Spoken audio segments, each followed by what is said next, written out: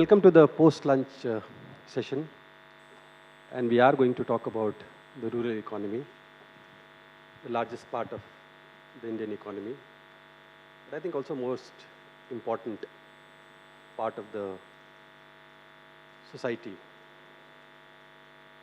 Because there are some people who are here who are more comfortable in Hindi, I'll say a few words in Hindi and then that's up to the speakers to decide whether they want to speak in Hindi or English. Before I begin, I just wanted to say that this is a session where we are going to talk about not just agriculture, but the larger rural economy, and that will also include the non-farm sector and other things. So you're free to ask questions on those issues as well. पर शुरुआत करने से पहले मैं सोचा कि दो तीन बातें कह लूँ और पहले दो सेशंस जो चले हम लोग बैठकर उसको देखें, उसको ध्यान से सुने भी। तो एक तो मेरा सुझाव होगा जो पैनलिस्ट यहाँ पे बैठे हैं उनके लिए कि हम में से कोई भी सरकार में नहीं है और सरकार हमारी सुनने वाली भी नहीं है। तो आप ये मत सोचिए कि आप मोदी जी को ज्ञान दे रहे हैं, उनके पास बहुत ज़्यादा ज्ञान है। तो ये एक जो फीलिंग है कि मैं सब कुछ अभी कैसे इकॉनमी ठीक कर देना है, वो उसकी बजाय अगर हम उन मुद्दों पे सोचें कि जिन मुद्दों के चलते जो सवाल आपने पूछा था, जो बहुत ही महत्वपूर्ण सवाल था कि कहीं ना कहीं हम जो कह रहे हैं और कहीं ना कहीं जो बातें दूसरी तरफ से कही जा रही हैं, दोनों के बीच में एक बड़ा अंतर है। वो अपनी बात पहुंचा दे रहे हैं, हमारी बातें शून्य में गायब हो जा रही हैं। तो इस बात को जो है आप अगर ध्यान में रखें बोलते वक्त कि किस तरीके से ये बातें और आपकी समझदारी को एक तरीके से एक पॉलिटिकल एक्टिविज्म के रूप में भी उसको ट्रांसलेट किया जा सके, उससे एक तरीके की समझदारी बनाई जा सके जिससे कि चीज़ें बेहतर हो सकें। अगर आप मानते हैं कि बेहतर नहीं है तो वो ज़्यादा अच्छी होंगी।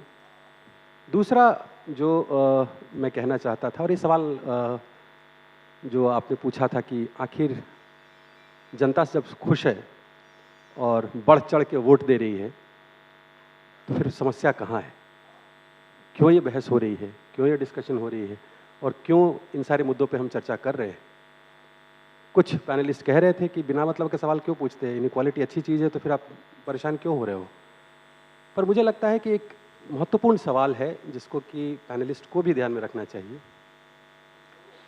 कि कहीं न कहीं हमारा जो सवाल पूछने का नज़रिया है, वो सवाल पूछने का नज़रिया ही ऐसा है कि आप जो कर रहे हैं वो तो हम भी करते थे, हमने ही तो शुरू किया,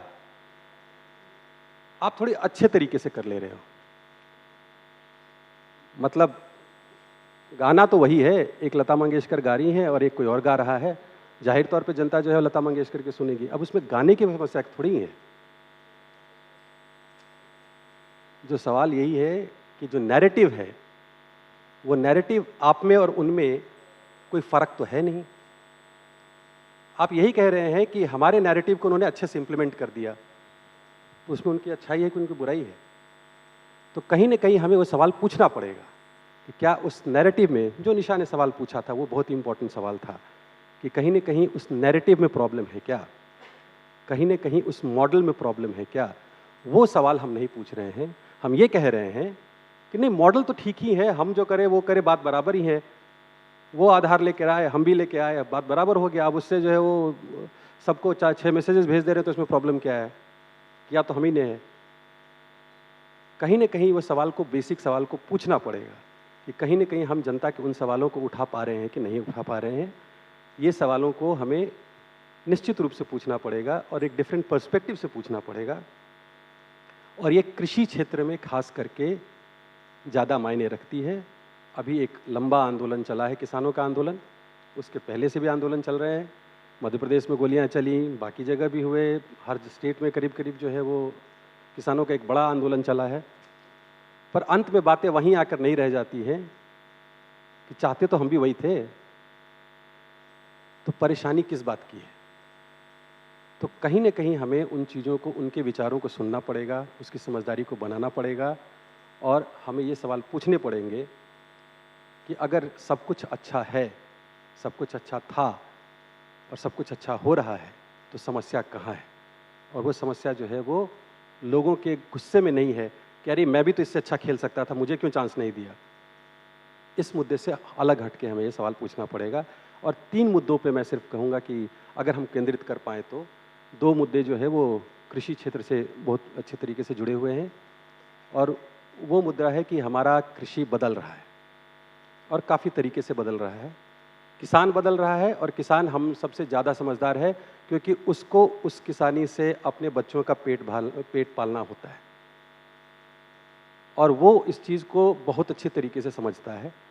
वो पढ़ा लिखा नहीं हो, वो पीएचडी नहीं किया हो, पर जो बात राजेंद्र प्रसाद ने कही थी कॉन्स्टिट्यूएंट असेंबली में यूनिवर्सल सफरेज के बारे में कि देश का किसान इलिटरेट हो सकता है, एजुकेटेड माने डिग्री नहीं हो सकती है, लेकिन समझदार नहीं है, ये कहना सबसे बड़ी गलती होगी। That is why we went on to that experiment. तो क्या चीज़ें बदली हैं जिनको हम नहीं समझ पा रहे हैं या वो समझा नहीं पा रहे हैं, ये एक मूल मुद्दा है जिस पे हमें बात करनी चाहिए। दूसरी जो इम्पोर्टेंट बात है, 2015 के बाद से इस देश में सूखा नहीं पड़ा है, ड्राउट नहीं आया है उस तरीके से। पिछले 6 साल लगातार अच्छे मानसून रहे हैं, रिकॉर्ड प्रोडक्शन पे बढ़ते जा रहा है। अगर ये सब हो रहा है, इसके बावजूद भी पिछले 6 सालों से अगर किसान सड़क पे है तो क्या कारण है? पहले किसान सड़क पे होते थे, वो सूखा आ जाता था, बाढ़ आ जाता था, बहुत सारी चीज़ें आ जाती थी, अकाल हो जाता था। आज के दिन में क्या नीतियों में हमने कुछ गलतियां की, जिन गलतियों को हम आगे ले जा रहे हैं, जो हम समझ नहीं पा रहे हैं? और तीसरी जो महत्वपूर्ण बात है, जो दिख रहा है कि आज के दिन में किसान किसानी में बहुत मेहनत करता है, सब कुछ करता है, ये सब करता है, पर जो एक बदलाव का एक चाहे पहिया होता है वो चल रहा है, और बदलाव के पहिए में कृषि का क्षेत्र का जो कंट्रीब्यूशन होता है एम्प्लॉयमेंट में भी और इनकम में भी, वो कम होते जाएगा, वो एक जाहिर बात है। और आज के दिन में हमारे यहाँ जो गैर कृषि क्षेत्र है वो ज़्यादा से ज़्यादा इम्पोर्टेंट होते गया है, और वो बढ़ते जाएगा। और अगर वो बढ़ते जाएगा तो उसकी समस्याएं वो किस क्षेत्र में आती हैं, कैसे देखेंगे हम उसको, उसका कृषि से क्या संबंध है? जाहिर तौर पे अदानी अंबानी को रिक्वेस्ट करके पूरा एम्प्लॉयमेंट तो हम नहीं क्रिएट कर सकते हैं, वो तो लिमिटेड एम्प्लॉयमेंट ही क्रिएट करेंगे। आज उन्होंने अभी तुरंत खबर आई है 12,500 करोड़ रुपए का गिफ्ट उनको फिर दिया है स्टेट बैंक ने, पर फिर भी कितना वो बेचारे कर पाएंगे? उनको तो कुछ उनके तो लिमिटेशंस होती हैं ना उनकी भी, तो बाकी के लोग कहाँ जाएंगे? और ये बहुत बड़ा तबका है जो जेपी मॉर्गन में नौकरी नहीं मिलती है, उसको जो है वो बड़े बड़े उद्योगों में जो बम्बई में है, मैं तो कहता बम्बई क्यों जाने की ज़रूरत है, चलिए पटना दिखा देता हूँ आपको, मैं कानपुर दिखा देता हूँ। मैं come to Mumbai, come to Patna, come to Kanpur, come to Robertsganj, come to Guntur, various other places. Question है कि इस जनता का क्या होगा? इस जनता को रोज़गार कहाँ से मिलेगा? इस जनता की आर्थिक उन्नति के बारे में हम कुछ बोल सकते हैं, या सिर्फ एक नरेगा पे टिके रहेंगे, 11 करोड़ से 15 करोड़ पे पहुँचेंगे और 20 करोड़ पे पहुँचेंगे? सबसे बड़ा कॉरपोरेट तो आज के दिन में सरकारी है। क्या हम उसके आगे कुछ सोच पा रहे हैं कि नहीं सोच पा रहे हैं? ये 3 पॉइंटर्स थे मेरे। सहमत हो सकते हैं, असहमत हो सकते हैं, और ज़रूरी नहीं है कि आप इन पे कुछ बोलें, इग्नोर भी कर सकते हैं। मैं चाहूँगा कि हमारे जो पैनलिस्ट हैं वो शुरुआत करें अपने ओपनिंग रिमार्क से, फिर सवाल जवाब का सिलसिला हम शुरू करेंगे। कोशिश कीजिएगा जितने संक्षेप में आप बता सकें। जी नमस्कार, मेरा नाम इंद्र सिंह है और मैं हिंदी में ज़्यादा बात करूँगा। सबसे पहला मुख्य बात यह है कि लोगों को लगता है कि भारत में कृषि की जो नीतियाँ हैं वो फेल्ड हैं, लेकिन मुझे लगता है भारत ऐसा देश है जिसकी सबसे सक्सेसफुल एग्रीकल्चरल पॉलिसीज़ हैं। और क्यों? आप सोच रहे होंगे मैं क्या बकबका रहा हूँ। हमारा ऐसा पॉलिसी है जिसके रिजल्ट्स हमें देखने को मिले हैं कि देश में सबसे ज़्यादा हंगर बढ़ चुका है। हमारी कृषि पॉलिसी इस तरह बनाई गई है कि हर दिन 2000 किसान कृषि से बाहर निकलें। हमारी जब डबलिंग फार्मर्स इनकम की बात होती है तो हम कहते हैं कि कैसे कल्टीवार्स को नॉन कल्टीवार जॉब्स में हम शिफ्ट कर सकते हैं, और ये नीति आयोग कह रहा है। हम कह रहे हैं हमारी कृषि नीति से कि चलिए इतना ज़्यादा सीरियल प्रोडक्शन हो गया है कि अब देश के सॉइल को ही खराब कर दीजिए, देश का जितना पानी है उसको फूंक दीजिए। ये है हमारी कृषि नीति। और जिन्होंने भी ये कृषि नीति बनाई है वो ये जानते हैं कि जब इस नीति के 30 साल, 50 साल, 100 साल होंगे तो भारत उजड़ जाएगा। और भारत के उजड़ने में सबसे ज़्यादा फायदा भारत की सरकार को नहीं, उन लोगों का है जो इस उजड़े हुए भारत को फिर से बनाएंगे और फिर से बसाएंगे। ज़्यादातर इसमें बड़े बड़े कॉरपोरेशन हैं, क्योंकि देखिए जो वेस्टफेलियन नोशन देशों का है बहुत पुराना हो चुका है। आजकल देश कंट्रोल में नहीं है लोगों के। कुछ कॉरपोरेशंस हैं जैसे कारगिल, मोंसैंटो, बायर, वॉलमार्ट, ये चलाती हैं भारत की नीतियां, और ये चाहती हैं कि भारत के लोग फिर वहीं पहुंच जाएं जहां हम टोकरा लेके फिर से कहें कि हम मजूर हैं, हम गरीब हैं, हमें दे दीजिए थोड़ा सा दान। और भारत की नीति, चाहे वो कोई भी सरकार हो, एक ही है, लोगों को कृषि से भगाओ, जमीन को खराब करो, और साथ ही साथ कॉरपोरेशंस के लिए ज्यादा जगह बनाओ। संक्षेप था। बिल्कुल। Thanks. Thank you, Himanshu. I'm Mekhala Krishnamurthy. I will speak in English and a little bit in Hindi as well. I just thought I wanted to start by saying that, you know, the note for the conclave, it said that agriculture was the one sector that did grow during COVID. And this was the starting point. And this actually meant that people for the first time were talking about the resilience of the agricultural sector. One reason that agriculture was able to do this is that agriculture is one of the most shock absorbent sectors in this country because of the way in which it is organized. It is highly informal. It depends on the resilience and coordination of millions of farmers and the laborers and traders, and it's a largely informal economy.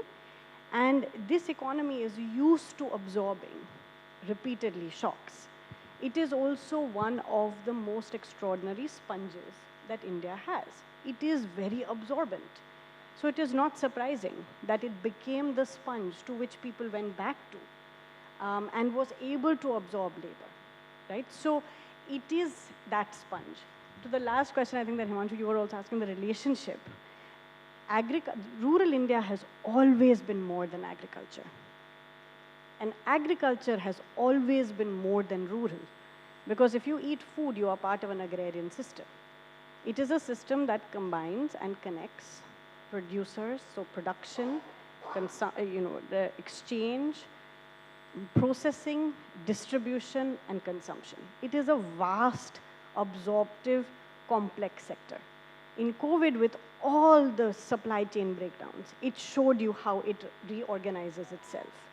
And it does this all the time. As somebody who has worked in agricultural markets, what you see most is how quickly it absorbs. But it is remarkable absorptive capacity reveals another fact. It is very hard to accumulate in this absorptive sector. So you absorb. It's many, many small producers and a vast number in India of small consumers. That is the Indian economy. And it is tremendously resilient and absorptive, but it doesn't allow people to accumulate very easily. And so you need a policy imagination and you need public investment that thinks about how this economy actually functions. And the fact that its greatest strengths also make it very difficult for people to do anything more than reproduce. And even reproduction in this economy is difficult. As we see with farmer suicides, as we see with labor, we see, it's not an easy job. So the first thing I wanted to say is we've never had, and you said about agricultural policy, we have never had an imagination that began with an understanding of this sector and how these linkages actually work. That is the first point I wanted to make. I'll make two other small points. The second is that, and I'll come to why we have never had a vision for this, this sector. The second point is about the farm laws. The farm laws were very interesting because they revealed to me not just that farmers stood and fought for mandis and procurement. And we have to also remember that in COVID, the two things that did work was procurement and PDS. This was our vision, right?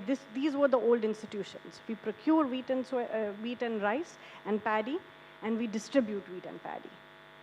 That vision no longer works for the changing agricultural context in this country. Farmers are growing a whole range of other commodities, other crops, both for own consumption and for sale. And paddy and wheat procurement, a procurement-based mentality, which is large scale, actually leads to standardization. It doesn't make the most of value of small producers. It actually leads to a certain kind of centralization. So we are all talking about diversification, but our policies have all been about large-scale state action. So we are stuck. The policies we have defended, procurement, not PDS. PDS is a different, very, very important lifeline, and it proved to be that. But procurement, at the way it is done in India, with only a few crops in only a few regions, has replicated the problem of scale. So we don't have an imagination of how are we to do this right. The farm laws, one of the most important things that happened is it showed that we don't want to nor have a vision to understand how markets actually work. Because, and this is something that is really important, because previous governments were all in an embarrassing situation to say that, no, we never said you should destroy APMCs. But they all did. They actually did say that mandis should be liberalized and opened up without understanding the core regulatory purpose of these institutions. Agricultural markets are markets which are monopsonistic. We have a large number of sellers, a small number of buyers, oligopsonistic, small number of buyers. You need state regulation. The vision for mandis was to have better, well-regulated, publicly regulated markets. We never invested in that vision. For 70 years, we have far too few mandis. Doubling farmers' income reports also tell us most farmers in India do not sell in mandis. And the only farmers defending them publicly were farmers also defending procurement. And it is really important to understand that we don't understand the importance of public regulation in markets. We don't have a vision for the right to markets, but that understands what they are. Beyond just competition, market competition, most Indian farmers depend on markets. And we have to do better in how we understand them and how we engage with them. Currently, the policy imagination in India is one of free markets for agriculture and earthworms. Earthworms is natural farming. If you talk to anybody today, it sounds like free markets and earthworms are our way out. But agroecology and markets are part of a solution, but they are in tension with each other. And that is the imagination we do not have, and we have never really had.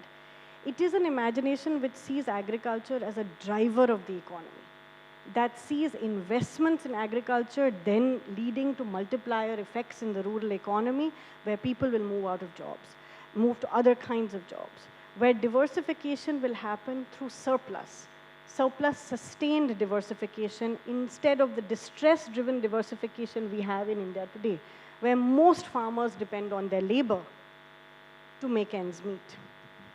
So for that, you need a different understanding of agriculture and of its purpose in the Indian economy.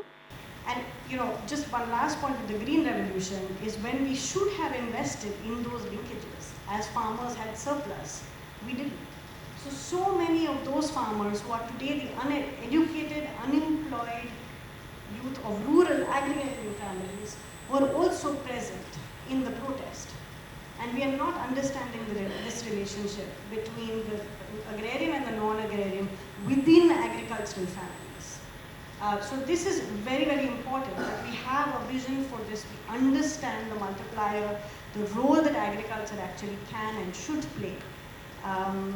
In the small town that I worked in Harda, they used to say, whenever farmers earned money, they said, Harda teri kya pehchan, har ghar ke piche do dukaan.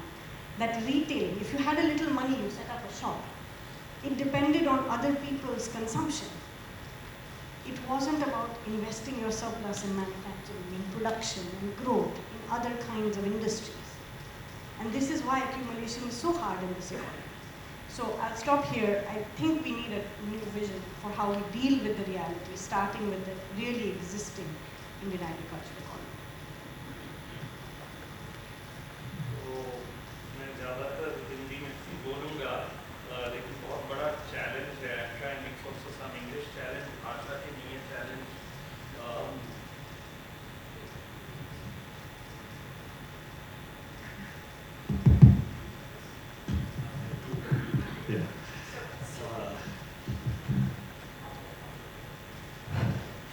So the challenge is just the topic, restarting India's rural economy. बहुत ही बड़ी चीज़ है. I'm not equal to that task. लेकिन थोड़ा जो हिमांशु से बाकी panelists ने जो बात की, I'll try and address a little bit of that in my own experience and thoughts. मैं एक मजदूर किसान शक्ति संगठन से हूँ, छोटा इंडिपेंडेंट सेंट्रल राजस्थान में, और उस अनुभव के आधार पर बोल रहा हूँ. मैं बहुत बड़ा कोई इकोनॉमिस्ट नहीं हूँ, ना एग्रीकल्चरल इकोनॉमिस्ट, ना दूसरी किस्म का. पहली बात तो ये चुनाव का जो, क्योंकि it's dominated so much of our thought process, मेरे ख्याल में ज़रूरी नहीं है कि इकोनॉमी अच्छा चल रहा है तो कोई जीतेगा या हारेगा, इकोनॉमी खराब चल रहा है तो कोई जीतेगा या हारेगा. ये दो कम से कम अभी जो परिस्थिति है, it has a lot to do with how you ride either of those processes, whether it's running well or not running well, how you ride whatever is there at that time. And I think there is no doubt that there is an election machinery that we are facing that has an immense capacity to ride anything, bad or good. अब उसके बाद क्या packaging करता है, so it's quite different from the conversation we are having here today. हमें वो बात पर बात करनी है तो बिल्कुल ही अलग बात करनी चाहिए. मेरे ख्याल में इकोनॉमी रीस्टार्ट हो उसकी चर्चा नहीं कर सकते हैं, क्योंकि वो रीस्टार्ट भी हो तो कौन उसका फ़ायदा उठाएगा वो बिल्कुल अलग बात है, और it's dependent on other factors. Number 1. Number 2, जो इंद्र ने कहा कि पॉलिसीज हैव बीन सक्सीडिंग, मुझे एक छोटा सा, हमने एक शिक्षा का सवाल कैंपेन चलाया था 5-6 साल पहले, जहां हमने लगभग 10,000 गवर्नमेंट स्कूल्स में कोशिश की. अबाउट 8,000 में हमने RTI एप्लीकेशंस डाले थे to ask just what are the questions related to basic. वो सरकारी स्कूलों को हम एड्रेस कर रहे थे, और उनमें मैं कई must have gone to about 70 or 80 at that period. I've never been in my life in so many different places. और मैं जब जाता तो क्लास से पूछता कि आप में से कितने लोग हैं जो आपके माँ बाप कृषि, ये सरकारी स्कूल की बात कर रहा हूँ, कृषि से इनकम निकाल के आपको स्कूल में ला रहे हैं और पढ़ा रहे हैं. और लगभग 95%, हो सकता है 99% हाथ ऊपर गए, इवन छोटे मोटे जो व्यापारी थे वो भी. और मैं पूछता कि आप में से कितने लोग खेती करेंगे, आपके माँ बाप जो कर रहे हैं करेंगे, एंड लगभग कोई हाथ ऊपर नहीं गया.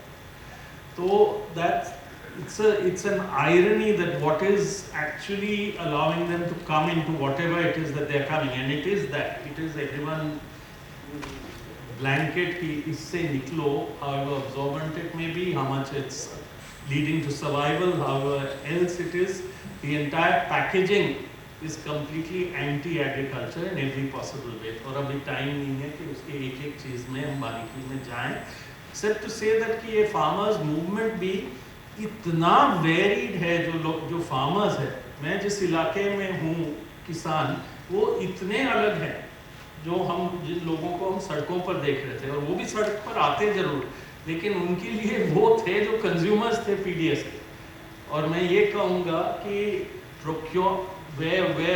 whatever the policies related to procurement and centralization may be, वो प्रोक्योर नहीं होता और वो अनाज पड़ा नहीं रहता तो आज पीडीएस नहीं. वो है तो वो पीडीएस है. If it had not been, and somewhere that's also something that we need to, that our discourse in our area was ये किसानों का प्रोटेस्ट इतना इम्पोर्टेंट है क्योंकि उसी से तो आपके घर में अनाज आ रहा है. वो नहीं होता तो उनका प्रोक्योर नहीं होता तो आज आपको अनाज नहीं मिलता. सवाल ही नहीं है इस कोविड में जो हुआ. तो मैं लास्ट 1-2 पॉइंट्स इस पर आना चाह रहा हूँ कि अभी जो परिस्थिति है कोविड के बाद बहुत बदला है. झटका मिला है। जैसा भी जो हिमांशु कह रहा है बिल्कुल सही है कि वो धारा प्रवाह 1991 के बाद एक जैसे चला और एक ही कहानी चल रही है और ज़्यादा से ज़्यादा चलती जा रही है, लेकिन उसमें एक झटका जरूर कोविड से लगा। People have lost what ever kind of non-agriculture jobs they were going towards. It's become extremely precarious. What we see all around us, and I think someone like Vijay should be able to tell us, but ये जो credit microfinance वाले हैं ये इतने खतरनाक बन गए हैं. It's something that we need to understand जब हम rural economy की बात कर रहे हैं. सब कुछ, everything is being pawned. जिस घर में है वो भी गिरवी रखा जा रहा है. Everything is on an EMI where you cannot repay actually. पता नहीं कैसे चल रहा है. I don't have the full implications of that, but I see it all around. लोग भाग रहे हैं, छिप रहे हैं इन लोगों के साथ. And that same self help group model कि एक ग्रुप है, वो ग्रुप मिल के कह रहा है कि ठीक है आप ये लोन ले लो, चाहे वो शादी के लिए हो या किसी और चीज़ के लिए हो या आपके मोटरसाइकिल लेने के लिए हो. ये परिस्थिति है तो बहुत खतरनाक. I don't know how the rural economy is surviving, but it's surviving on a credit that it's unable to actually service in any way at all. And therefore क्या हमेशा के लिए नरेगा पर रहेंगे? और फिर हिमांशु मेरे तरफ देखता है तो कुछ तो है भैया उस नरेगा में. और क्यों है? और आज नरेगा नहीं होता और पीडीएस नहीं होता तो मर जाते लोग. हो सकता है उससे क्रांति होती, भगवान जाने. मुझे तो लगता है क्रांति उल्टी होती, क्योंकि वो फिर से वो पैकेजिंग का हिस्सा है कि कौन उस क्रांति के सामने रहेगा और क्या आइडेंटिटी पॉलिटिक्स चलाएगा और क्या हेट चलाएगा. वो एक बहुत तगड़ा खेल है. it can take even the most dissatisfied people and make them direct that dissatisfaction in a particular direction, and we are not up to it. उसकी जवाब दिख नहीं रहा है. लेकिन नरेगा का जब चालू हुआ और लड़ाई हुई, मुझे नरेगा हो या इन सारे में, सारे राइट्स बेस्ड लेजिस्लेशन में, ये फ़र्क मैं लास्ट चीज़ रखना चाह रहा हूँ कि चाहे यूपी के चुनाव में कह रहे हैं कि क्योंकि राशन पहुँचा इसलिए इनको वोट मिला. इनका है कि हम दान दे रहे हैं, हमारा नमक आपने खाया है, ये इनका डिस्कोर्स है. नरेगा का डिस्कोर्स है कि लामबंद हो, काम का अधिकार लो और लड़ो. और वो ज़्यादा इम्पोर्टेंट है. कितने दिन काम मिला, कितना अनाज मिला, नहीं मिला, वो डिस्कोर्स इम्पोर्टेंट है. जहाँ हुआ है उसका बहुत बड़ा फ़र्क पड़ा है. वहाँ लोग, महिलाएं इतनी ताकतवर तरीके से इकोनॉमी में भी इंटरवीन करने के लिए आए, अपनी ज़मीन के लिए आए और चीज़ों के लिए आए. तो इसीलिए वो सबसे इम्पोर्टेंट चीज़ है. फॉरेस्ट राइट्स में जो लोग अपने ज़मीन के लिए लड़ रहे हैं, उनको भगाया नहीं जाए, वो इम्पोर्टेंट है. स्ट्रीट वेंडर्स में वो अपनी चीज़ को पकड़े और कहें कि हमारा अधिकार है, ये मॉल का अधिकार नहीं है, वो बहुत बड़ी चीज़ है. और इसीलिए मैं कह रहा हूँ कि फार्म लॉज के साथ साथ जो इस पर बहुत कम चर्चा हुई है, लेबर लॉज, लेबर कोड्स, जहाँ बिल्कुल जो एक घिसा पिटा टूटा फ्रेमवर्क, उसको भी पूरा चूर चूर करके एक ऐसा फ्रेमवर्क लाया जा रहा है कि और इन्वेस्टमेंट आए, यूनियनाइजेशन नहीं हो, वो लॉज जो थोड़े बहुत थे वो भी नहीं चले, नरेगा में मिनिमम वेजेस नहीं दो. ये सारा डायरेक्शन है कि हाँ आप अनाज दोगे, you may give it through the PDS if you give it as a right. अभी लड़ते कि पॉपुलेशन इतना बढ़ गया, लड़ते कि ये जो 100 मिलियन टन अनाज पड़ा था उसमें से आप यूनिवर्सलाइज करो, लड़ते कि ये हर इंसान का हक है कि वो खाना खाए इस देश में, वो लड़ते कि शिक्षा का right to education. So that rights based thing, that's the last thing I want to say, is extremely important. It's something that we got through in this period with all the challenges that existed, and it's something that we must continue to fight for with a perspective. It will affect any economy, and this set of people who through something like regulation, आप brick hill में काम करो और regulation का कोई सहारा ही नहीं, आप शहरों में करो. So these are the things that we fought for 50 years. Yes, it may take us another 200 years, but those are basic issues of dignity, of organization, of equality that we have to use as our battle in the electoral frame or outside it. Thank you Nikhil और सारे panelist, आपने समय का ध्यान रखा. एक सवाल मैं, अगर आप कुछ कहना है, पहले ही कहना है. हाँ बोलिए. जी देखिए, हमें कृषि को एक और तरह के से भी समझना चाहिए. क्या कृषि केवल अनाज उगाना है? क्या कृषि केवल उसका भंडारण है? क्या कृषि हमारे समाज से उसका कोई रिश्ता है या नहीं? जो कृषि की पद्धति हमारे समाज को कैंसर और अन्य बीमारियां दे रही हैं, क्या भारत को वो कृषि अपनानी चाहिए? आपने जिक्र किया फ्री मार्केट का और आपने जिक्र किया अर्थवर्म्स का। मेरा सवाल इसी पे है, तो जी। मैं थोड़ा सवाल पूछ लूँ? जी जरूर जरूर जरूर। मैं इसी पे सवाल पूछने वाला था कि हमारी जो वित्त मंत्री हैं, प्रधानमंत्री भी हैं, काफ़ी सारे हर साल नया नया स्लोगन ले आते हैं। बीच में आया था कि वो किसानों का इनकम आय दुगनी कर देंगे 5 साल में, तो 5 साल खत्म हो गया, तो दुगनी तो हुई नहीं है। फिर बीच बीच में हर साल बजट में एक नया नया आता था। एक बार आया जीरो बजट नेचुरल फार्मिंग आ गया। वो कोई सुभाष पालेकर जी है, वो बोले यार ये तो मेरा है, गलत नाम क्यों लगा लिया, वो सुभाष पालेकर नेचुरल फार्मिंग कर दो। अब परसों उन्होंने चिट्ठी लिखी है कि ये तो बकवास है, ये मैंने ही हवा उड़ाया था, अब आज मैं इसको विड्रॉ कर लेता हूँ। तो उन्होंने पक्का एक चिट्ठी भी लिख दिया कि ये सब बकवास आप करोगे तो चलेगा नहीं। पर हमारे प्रधानमंत्री, वित्त मंत्री और पूरा का पूरा एक व्हाट्सएप में आता है कि इससे ये हो जाएगा। जाहिर तौर पे बातें ना इधर है ना इधर है, कहीं ना कहीं उसमें कुछ बीच में है।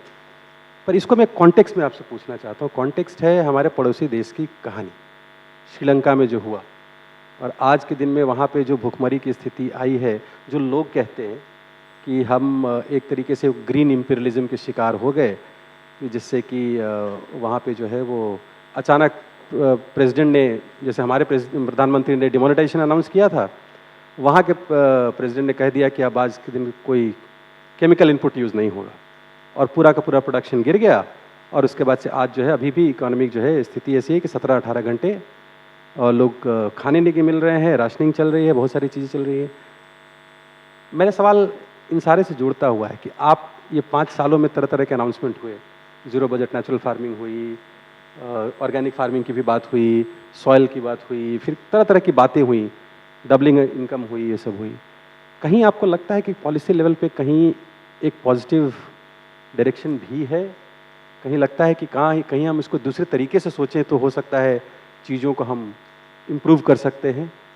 या सारी की सारी बातें जो कह रहे हैं वो उसमें सारे गलत तो नहीं हो सकते, कुछ सच्चाई है इसमें? जी, मुझे तो कम ही सच्चाई लगती है इन सारी बातों पे। बहुत अच्छे ऑप्टिक्स हैं जिसके लिए भारत सरकार को पूरे नंबर दिए जाएं। मेरा तो मानना है 110 नंबर दिए जाएं 10 के उसमें, ऑप्टिक्स और पीआर में। आपने जिक्र किया श्रीलंका का। देखिए, हड़बड़ी में जो चीज़ की जाती है ज़्यादातर गलत ही होती है।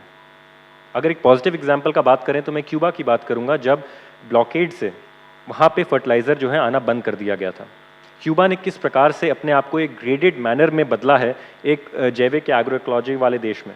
आप सिक्किम का एग्जाम्पल देख लीजिए।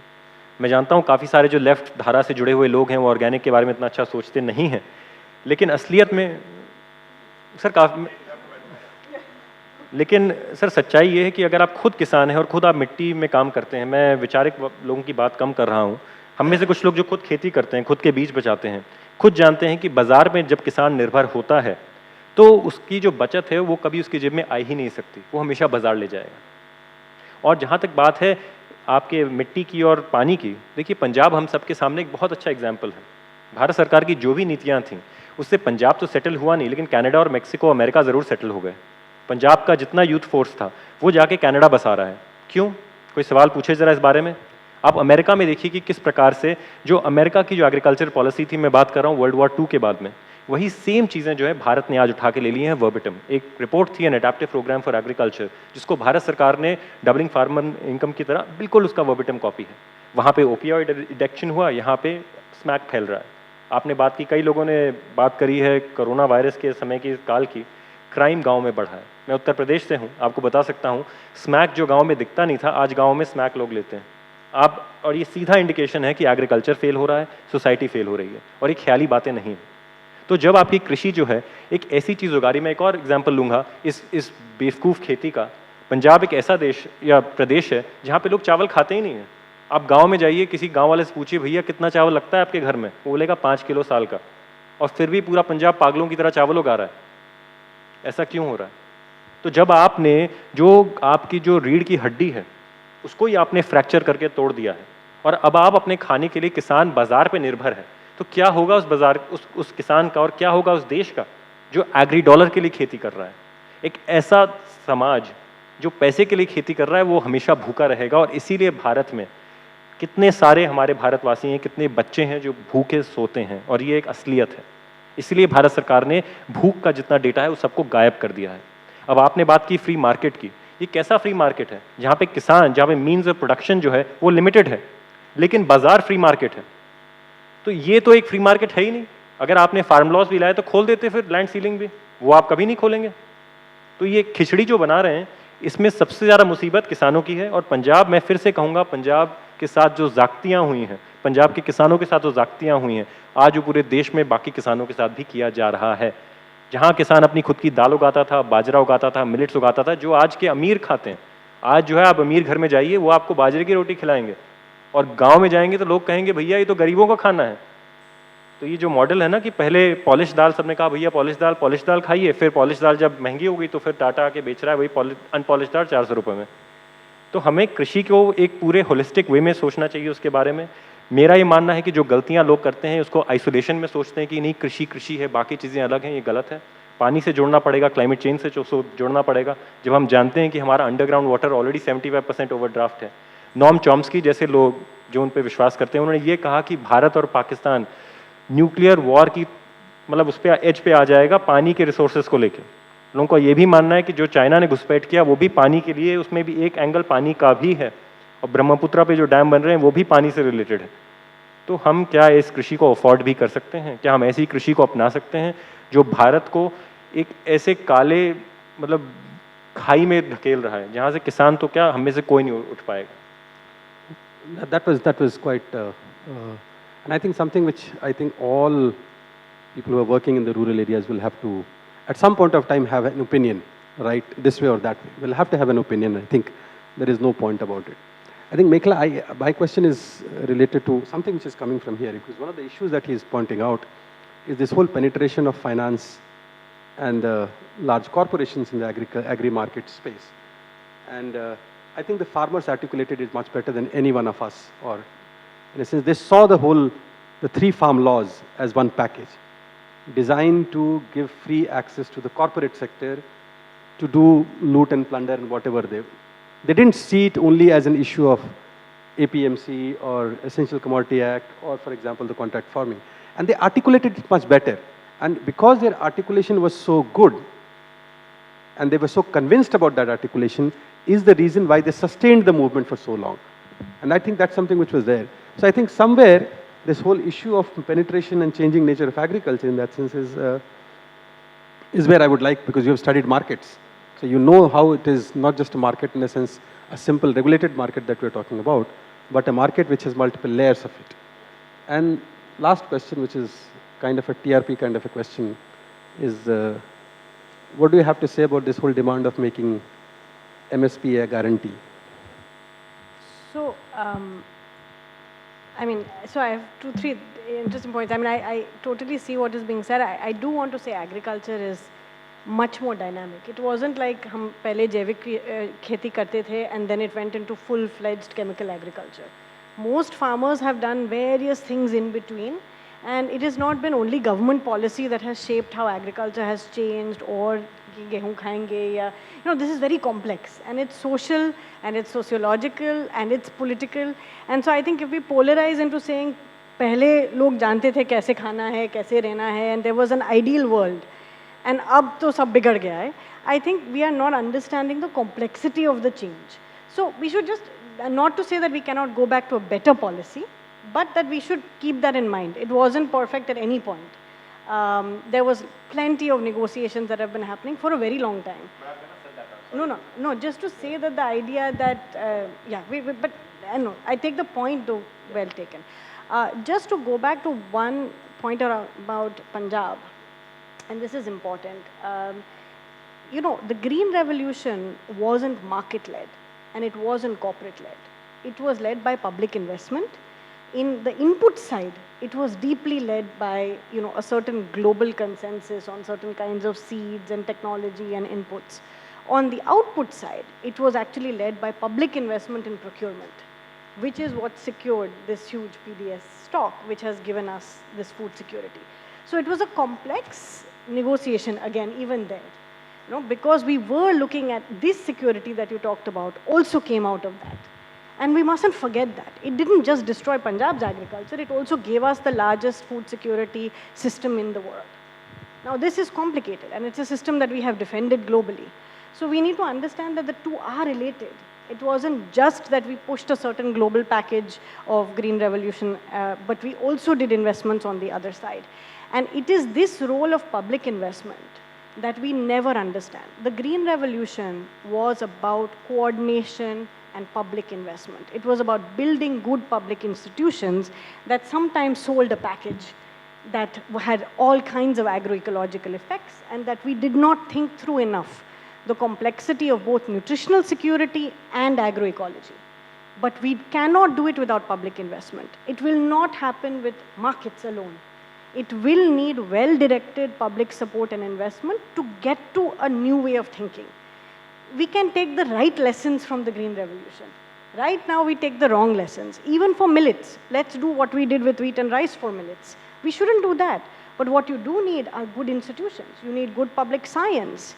You need good extension systems. You need, good regulated markets also. So all of that, you need crop planning. You need to be able to think about planning. We have disinvested in all of these areas. And that is part of the story. I just want to come back, and I think you mentioned agricultural credit and just credit, rural credit, and the informalization and the story. Financialization is, on the one side, people are more and more dependent on pawning, on informal, credit still. And on the other side, you have financialization. They are both happening at the same time. It is again one of the great contradictions. People are more and more dependent on informal sources while the system is becoming more financialized.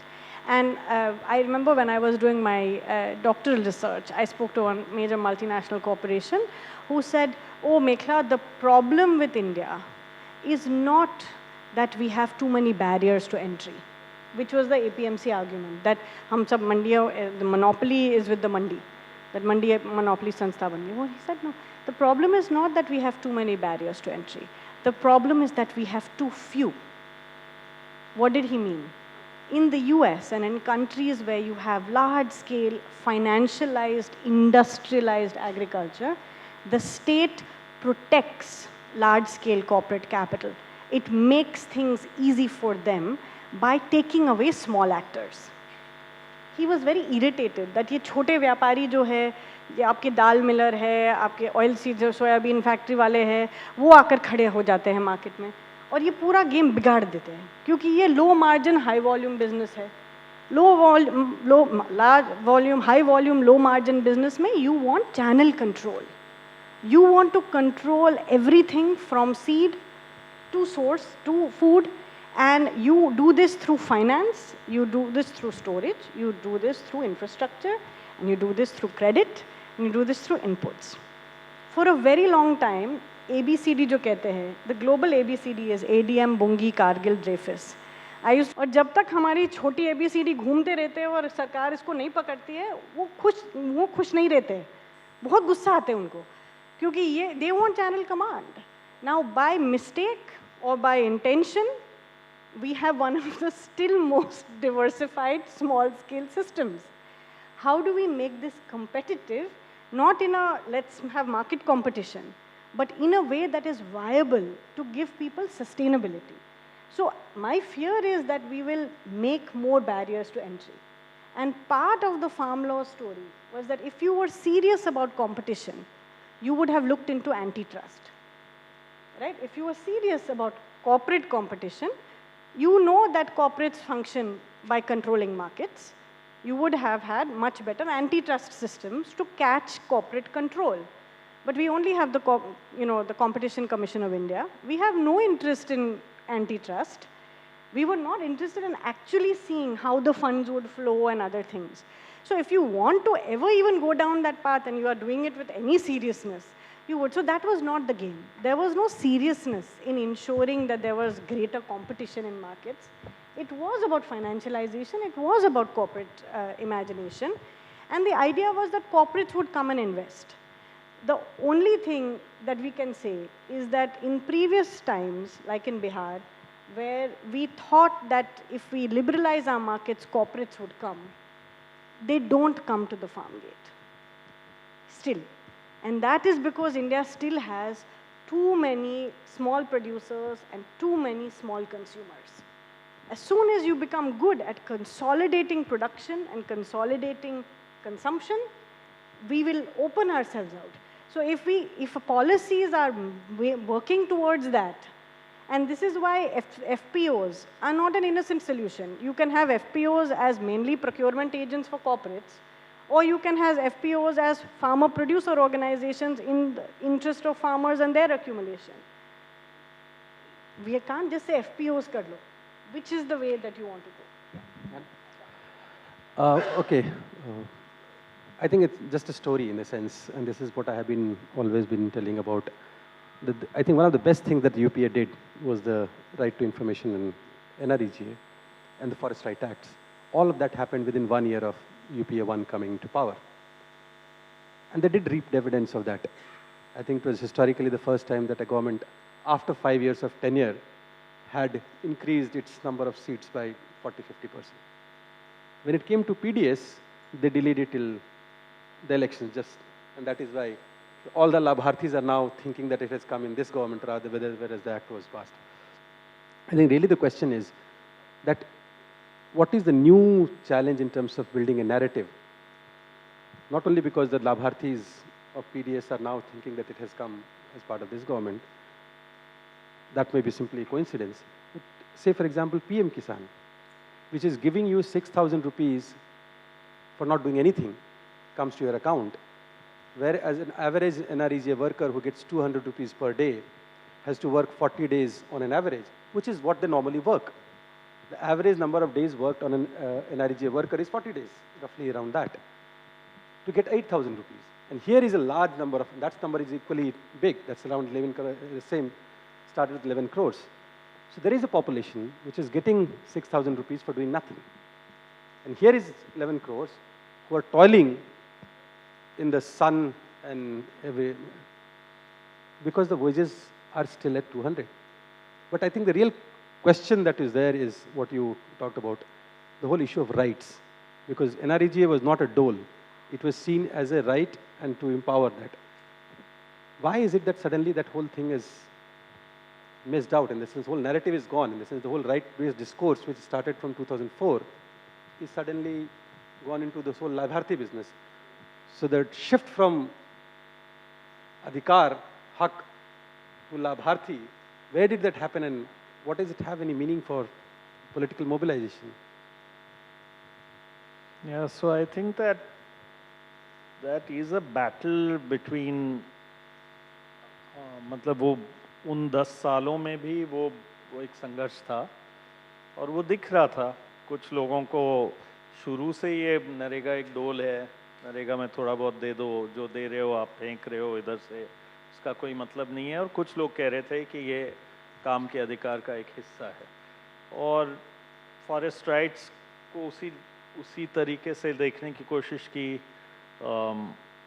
मेरे ख्याल में कुछ जैसे जैसे आगे बढ़े वैसे वैसे वो डाइल्यूट होते गए in the overall framework of policy making. But on the ground if you looked at those not very powerful groups but large in numbers, the discourse was certainly one of rights. It was more of it than it was even reflected in the law. And I think today jo aapne kaha, if you're serious about it, you'll do antitrust. You're not serious at all. You're serious about actually giving everything over no matter what the consequences. You're not thinking mining is being done so that people are getting silicosis in the thousands. I mean, you're not concerned that people are dying in their 20s and 30s all around you, your own country, your own village, your own area. You are willing to have water destroyed. जल जंगल जमीन जो पिछले session में बात हुई थी, वो जल जंगल जमीन का तो चटनी हो रहा है सारे चीज़ों का. And for an immediate here and now accumulation of wealth, inequality of course it will come because it's just those people who can extract everything possible. So and add labor to that. तो इसीलिए मेरे ख्याल में वो संघर्ष है, जमीन पे है और मुझे ये वोट वाले पॉलिटिकल उसमें ज़्यादा तो उम्मीद नहीं लगती है. लेकिन आज भी नरेगा क्यों बचा हुआ है? क्योंकि वो संघर्ष जमीन पे तो है. आज भी ये नरेगा को बंद प्रयास हुआ, अभी भी कोई आज देखोगे तो 75,000 करोड़ दिया है. You're talking about 11 crores. वो 11 crores कहाँ जाएंगे 75,000 करोड़ के साथ? They will not get 20 days of work. But they will keep fighting, and this is a government without wanting to do it, will have to do it. It's a reflection of a battle. So where is that? It's not lost on the ground. It's lost in our entire overall political discourse. The people who passed it actually never understood the value of it, in our opinion. They never took it forward. They passed it, and they didn't know that they actually said that we don't think we won because of that, and therefore they didn't believe in it. But the people who have taken it do believe in that discourse overall, and it is a battle between many have-nots and some very few haves, and that battle, the way politics is now organized, it's not a battle there, it's a battle on the ground.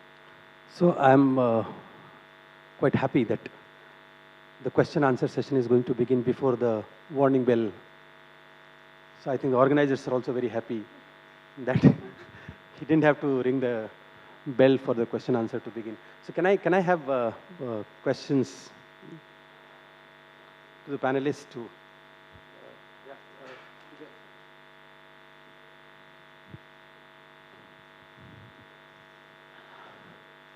My question is that one of the basic questions which we've been discussing since the morning, why certain narratives work and others don't, or do they not? On why counter narratives do not get created, and if they do get created, why don't they spread and get accepted? I think the farmers' movement and the issues which you've raised about how they understood what was happening. Okay, it raises a very fundamental question.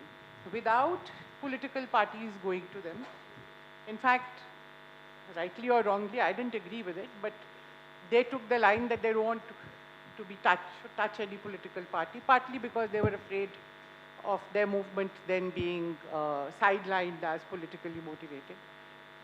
But they understood what was going on. So this whole theory which is now being put forward to us day in and day night, that people do not understand what's happening to them, I'm deeply suspicious of it. There can be many reasons why in an election a party loses or wins, including many which we don't want to talk about. It's not all above the ground. I do not believe so. But somehow there's a political consensus that we don't want to raise those issues. We'd rather go with the narrative that people did not understand. People can be fooled. People can be manipulated. People forgot that their kin died in thousands and lakhs and bodies floated. People forgot everything and went and voted for the ultra-nationalists or those who divided them. But the farmers' movement, a movement which lasted more than a year, where lakhs and lakhs of people came and participated with its own leadership. And I'm not denying the role of leadership, but they had a leadership of a different kind. Very mature leadership, very confident leadership, and intellectually very sophisticated leadership, but it was not a leadership of a political parties. It's a kind of leadership that, for example, at the ground level, MKSS has provided, which understands issues on the ground, takes them up, builds narratives, leads movements. But here we saw it was on a very big scale. So it raises very fundamental issues for all of us. Why did it work? And therefore, why can't similar narratives work? I don't have the answer. But I think that movement posed these questions. So therefore, saying the people are wrong and therefore let's get a new people, It's that old question, What's wrong? The people are all wrong. Obviously, we have to look somewhere else and not at that. I think so. That's what I wanted to put on the table for you. Anyone else who... hello, मेरा नाम कुंदन है और मेरा सवाल ये है कि सुबह में जब सेशन शुरू हुआ तो ऐसा लग रहा था कि इकोनॉमी जो है वो पॉलिटी से हट के है, लेकिन अब फाइनली हम लोग सेम पेज पर आ रहे हैं कि इकोनॉमिक के लिए पॉलिटी भी उतनी ज़रूरी है और कैसे सोसाइटी की जो मार्जिनलाइज सेक्शन है या सबसे नीचे का जो तबका है वो कैसे इकोनॉमी से हार्म हो रहा है या फिर उसके लिए इकोनॉमिकली हम लोग क्या कर सकते हैं, उस पर अब बातचीत चल रही है। तो मेरा सवाल ये है, मैं जानना चाहता हूँ क्या उपाय या क्या मेजर किए जा सकते हैं जिससे ये उस सेक्शन को रियलाइज करवाया जा सके जो इकोनॉमिकली जिसका एक्सप्लॉइटेशन हो रहा है, और उसको ये रियलाइज करवाया जा सके कि कैसे वो उससे बचे और वो राजनीति को अपने सुधार के लिए देखे, इकोनॉमिक सुधार के लिए देखे। जैसे निखिल सर अभी बात कर रहे थे कि कैसे राइट्स जुड़ा हुआ है, डिग्निटी जुड़ी हुई है, जो काम का अधिकार है या फिर इस तरह के जो अधिकार है। तो मेरा सवाल मतलब उसके उपाय के ऊपर है कि एज ए सिविल सोसाइटी भी, और मैं तो थोड़ा आगे बढ़ करके ये भी चाहूँगा कि अगर गवर्नमेंट के लेवल पर, क्योंकि मुझे नहीं लगता है कि पिछले 70 सालों में भी या फिर जब से हमें आज़ादी मिली है उसके बाद गवर्नमेंट ने किसी तरह का ऐसा काम किया हो जो लोगों के अंदर राइट्स को मतलब उस पर जोर दिया जा रहा हो। तो मैं उस पर भी उपाय के बारे में जानना चाहूँगा। धन्यवाद। और इधर हाँ, मैं परपीत बराड़ हूँ। मैं अभी जो फॉर्मर्स के जो हुआ था एजिटेशन उसकी पार्ट रही हूँ। मेरा एक प्रश्न है कि जो एमएसपी और तीनों बिल थे उनको लेकर के हमारे पैनल का क्या सोचना है, क्योंकि एज अ फार्मर और फार्मर्स की डॉटर होने के नाते मैं ऐसा महसूस करती हूँ कि ये ब्लैक मार्केटिंग को बढ़ावा था, किसानों की ज़मीन छीनने का ये साधन था और किसानों को मजदूर बनाने का ये एक बहुत अच्छा ढंग हमारे प्रधानमंत्री जी ने निकाला था। और दूसरा एक, मेरी पंजाब से आती हूँ, मेरी एक फीलिंग हर्ट हुई है और मेरा ये मानना है कि पंजाब के लोग अगर धान उगाते हैं तो वो मूर्ख नहीं हैं। आई एम सॉरी टू से, हम लोग इमोशनल हैं, हम लोग भावुक कौम से हैं, हम लोग वो कौम से हैं जिन्होंने प्रधानमंत्री जी को सॉरी मांगने के मजबूर कर दिया। हम उस कौम से हैं, तो please I am sorry for that. अगर आपको बुरा लगे तो हम पंजाब के जोधा लोग हैं, हम उस कौम से हैं। Thank you very much. Anyone else? One last question. We have one last question. I have a very small and a direct question. In agriculture and in rural markets, what happens is we talk about policies at the state level and policies at the municipal level, but somehow, the policies of the central government and especially not related to agriculture are somehow not conversed or not correlated with the impacts on agriculture. So one of the policy measures that I specifically want to talk about is the aggressive inflation targeting by RBI and the setting up of monetary policy committee. Did it have any impact on the muted agricultural produce prices that we see and the impact on the prices falling down for the farmers in the long run? Shall we start? Nikhil, आप पहले करेंगे आप? Ma'am, सबसे पहले तो I am really sorry अगर आपको मेरी बात उल्टी लगी, लेकिन मैं बस ये कहना चाह रहा था कि जिन पॉलिसी वालों ने पंजाब को फोर्स किया है उगाने के लिए, ये गलती उनकी। पंजाब पे बहुत रिच सॉइल था मैम, वहाँ पे बाजरा से लेके हर चीज़ उगती थी और ऐसी चीज़ें उगती थी जो पंजाब के लोग खुद खाते थे उनको। लेकिन आज बस मेरा ये कहना है कि आप अगर न्यूट्रिशन देखें वहाँ पे, गाँव के अंदर जो न्यूट्रिशन है बच्चों का, महिलाओं का, गर्भवती महिलाओं का, आप देखिए कि कितना ज़्यादा फॉल कर चुका है। पहले जो था पंजाब, मतलब देश के सारे सोल्जर से लेके स्पोर्ट्समैन लेके सब पंजाब से आते थे। सो आई थिंक मेरा पॉइंट जो था वो नीति के लिए था जिन लोगों ने फोर्स किया पंजाब को उगाने के लिए। I think in my earlier statement also I made references to how, without going too much in that, but how Punjab, there was specific targeting of Punjab for various reasons, but I'm not going to go into them.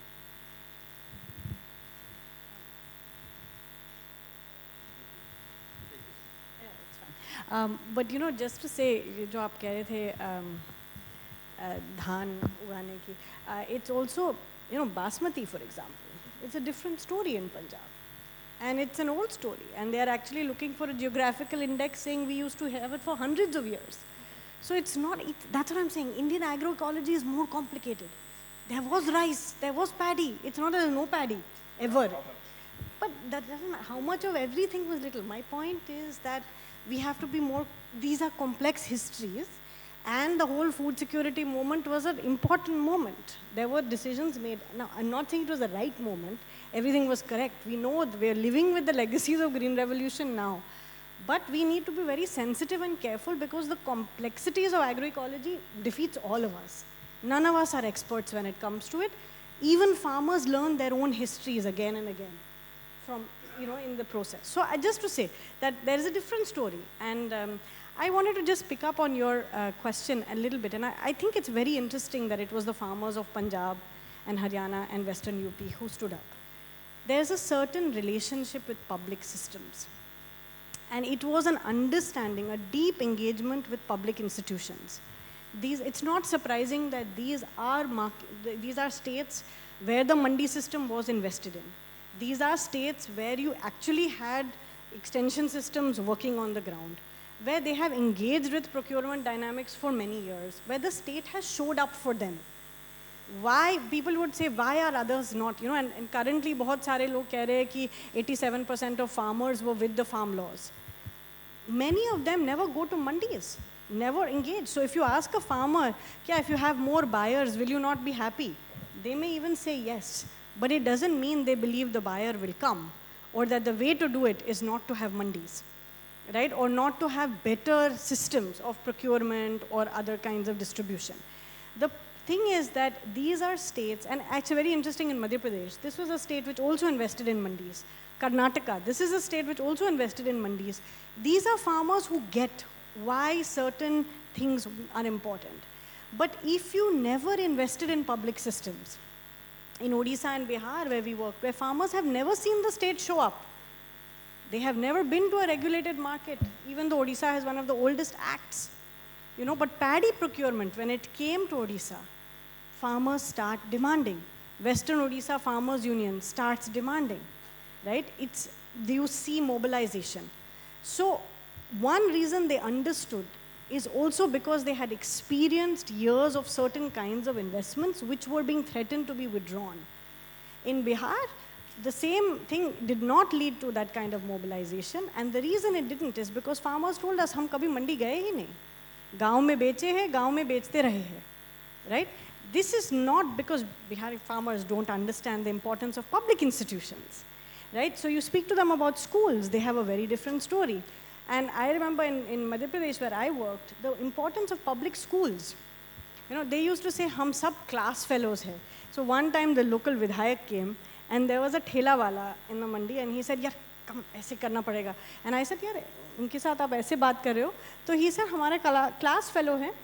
Ek public school tha, hum sab wahan padhte the. They know that public schools meant you had class fellows across the length and breadth of this district now.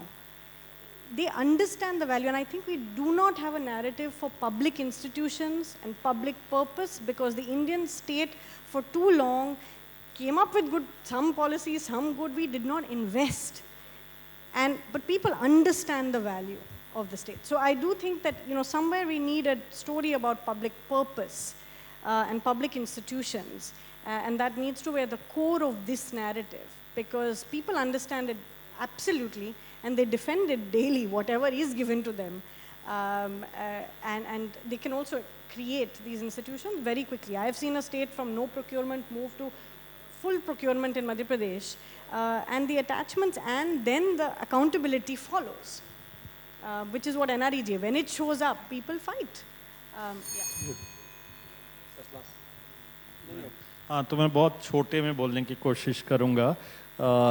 Repeat to I think we've been in this conversation mixing elections and economy, and that confuses both.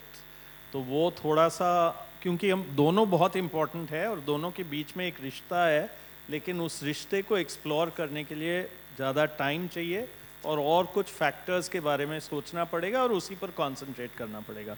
मुझे तो लगता है कि नरेगा को चुनाव में encash कराना मैं ज़्यादा अच्छा कर सकता हूँ जिन लोगों ने पास किया उनसे, लेकिन क्या करें वो तो उसका कुछ किया नहीं जा सकता है, उसका कोई इलाज नहीं है या आरटीआई का, तो वो एक अलग बातचीत है, उस अलग बातचीत में अलग से करेंगे. मेरे हिसाब से तो ये जो आप कह रहे थे पीएम किसान का आपने सवाल पूछा, वो किसी ने डिमांड नहीं किया, वो तो डिमांड कर रहे हैं, पंजाब में कह रहे हैं कि ये institution work for us to whatever extent, good bad indifferent policies we reached a certain amount, जहाँ हम इज्जत के साथ काम करके हमने प्रोड्यूस किया, यहाँ हमें कुछ मिल रहा था, वो छीन रहे हो। दूसरी जगह हम लोग गए, वो कोई 87% इनके साथ थे नहीं, वो फर्जी बकवास चीज़ है, लेकिन लोग हर जगह ऐसा नहीं था कि मैं जिस इलाके में काम कर रहा हूँ वो जाके प्रोटेस्ट करने के लिए तैयार थे, लेकिन वो बिल्कुल साथ थे, उनके इश्यूज बिल्कुल ही अलग थे। तो वो फार्मर्स और एग्रीकल्चर क्राइसिस पूरे रूरल इंडिया में बहुत अलग ढंग का है। और ये कई दिनों से कह रहे हैं एक फार्मर्स कमीशन करेंगे देश भर में, जो अलग अलग जगह, तो कितने ही इश्यूज मिलेंगे, फिशर फोक से क्या मिलेंगे, ट्राइबल इंडिया से क्या इश्यूज मिलेंगे एग्रीकल्चर और रूरल इकोनॉमी संबंधित, और वो चीज़ें करनी चाहिए, हमें निकालनी चाहिए, और वहाँ लोगों के हक और अधिकार, वापस उसी में जाता हूँ, वो लड़ रहे हैं उनके बेसिक इक्वालिटी के अधिकारों के लिए, न्याय के अधिकारों के लिए, जहाँ इकोनॉमी का कंट्रोल अपने हाथों में लेंगे तो ही कुछ निकल के आएगा, नहीं तो करोड़ों लोग हैं और वो कैसे किसी के सब्जेक्ट रह के, चाहे वो कंपनी के सब्जेक्ट हो या किसी और के सब्जेक्ट हो, वो हो सकते हैं। तो if we want to revive anything, whether it's a rural economy or anything else, if we have faith in people, which they have shown over and over again, if they do take something into their hands, they fight for it and they do the best out of it. बस एक सवाल जिसका जवाब नहीं दे पाए लोग, पर हम लोग सहमत हैं एक तरीके से, जो फार्मर्स की जो मांगे थी, हम लोग सब उस सारी मांग से सहमत है, इंक्लूडिंग जो आपकी बात है, जो एमएसपी वाली जो बात कही है। अगर सरकार एमएसपी अनाउंस करती है तो इम्प्लिसिट गारंटी है कि अगर आप कहते हैं कि मार्केट प्राइसेस नीचे होंगी हमारी एमएसपी से तो हम उसको खरीदेंगे, ये उस कागज़ का मतलब है। अगर सरकार उस एमएसपी अनाउंस करती है और वो खरीद नहीं करती है तो उस कागज़ का कोई मतलब नहीं है, वो रद्दी का टुकड़ा है, तो वो उसके प्रोविज़न में ही इम्प्लिसिट है। तो मुझे नहीं लगता है कि इस मांग में कोई प्रॉब्लम है। जब तक आप ये ना कहें कि पूरा 100% आप खरीद लें, जो कि फार्मर्स नहीं मांग रहे हैं, वो सिर्फ इतना ही कह रहे हैं कि आप जो कह रहे हैं उसको कर दीजिए, तो मुझे लगता है इस मांग से किसी तरीके से कोई प्रॉब्लम होने की उम्मीद किसी को नहीं होनी चाहिए। आपका सवाल कभी बाद में हम लोग, क्योंकि ऑर्गेनाइजर्स कर रहे हैं, और next panel is on public sector I suppose.